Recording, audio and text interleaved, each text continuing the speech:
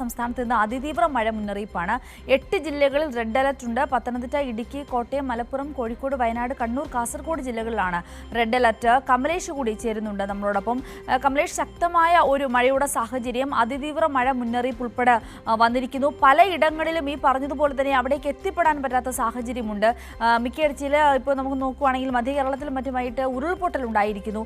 ഇതിപ്പോൾ ശേഖർ കുര്യാക്കോസിന്റെ വാക്കുകളിൽ നിന്ന് മനസ്സിലാക്കുന്നത് ഇപ്പോൾ ശക്തമായ മഴയുള്ളിടത്ത് ഒരു മഴയ്ക്കൊരു ശമനം ഉണ്ടാകും തുടങ്ങിയ വിവരങ്ങൾ കൂടി വരുന്നുണ്ട്. ഇപ്പോൾ നിലവിൽ എന്താണ് കാലാവസ്ഥാ വകുപ്പിന്റെ ഏറ്റവും പൊതുവായ നിർദ്ദേശങ്ങൾ?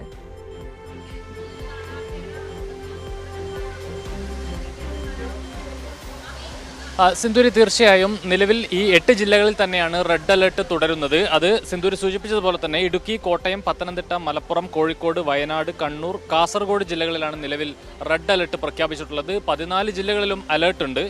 മറ്റ് തിരുവനന്തപുരം, കൊല്ലം, ആലപ്പുഴ ജില്ലകളിൽ യെല്ലോ അലർട്ടാണ് ഉള്ളത്. നിലവിൽ എറണാകുളം, തൃശൂർ, പാലക്കാട് ജില്ലകളിൽ ഓറഞ്ച് അലർട്ടും നിലനിൽക്കുന്നു എന്നുള്ളതാണ്. ഏതായാലും ശക്തമായ ഒരു മഴയുടെ സാഹചര്യം തന്നെയാണ് നിലവിലുള്ളത്. ഇതിലേറ്റവും അപകടകരമായി ഈ ദുരന്ത നിവാരണ അതോറിറ്റിയുടെ മെമ്പർ സെക്രട്ടറി ശേഖർ കുര്യാക്കോസ് ഉൾപ്പെടെ ചൂണ്ടിക്കാട്ടുന്നത് ശക്തമായ കാറ്റാണ് വലിയ വെല്ലുവിളിയായി നിൽക്കുന്നത്. മരങ്ങൾ കടപുഴകാനുള്ള സാധ്യതയുണ്ട്. പലയിടങ്ങളിലും ഈ മണ്ണ്, റോഡുകളിലും ഒക്കെ തന്നെ മണ്ണ് വീഴുന്ന ഒരു സാഹചര്യം നിലവിലുണ്ട്. അത് വലിയൊരു ബുദ്ധിമുട്ടായി, അതായത് രക്ഷാപ്രവർത്തനത്തിനുൾപ്പെടെ വലിയ ബുദ്ധിമുട്ടായി നിലനിൽക്കുന്നത് ഈ മണ്ണ് വീഴുന്നതും റോഡ് തടസ്സപ്പെടുന്നതും ഉൾപ്പെടെയുള്ള സാഹചര്യമാണ്. 100ഓളം സ്ഥലങ്ങളിൽ ഇത്തരത്തിൽ മണ്ണ് ഇടിയുന്ന, മണ്ണും മരങ്ങളും ഒക്കെ റോഡുകളിലേക്ക് വീഴുന്ന ഒരു സാഹചര്യം നിലവിലുണ്ട്.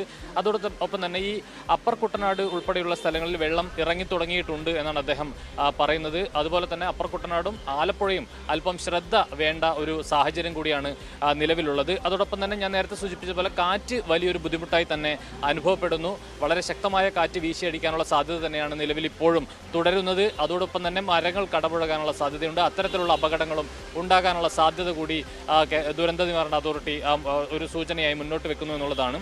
ഈ പ്രശ്നബാധിത പ്രദേശങ്ങൾ, നിലവിൽ പ്രശ്നങ്ങളുള്ള പ്രദേശങ്ങളിൽ മഴ കുറയാനുള്ള ഒരു സാധ്യതയുണ്ട്. അത് വടക്കൻ ജില്ലകളിൽ ഈ മഴ ശക്തി പ്രാപിക്കാനുള്ള ഒരു സാധ്യത കൂടിയാണ് പറയുന്നത്.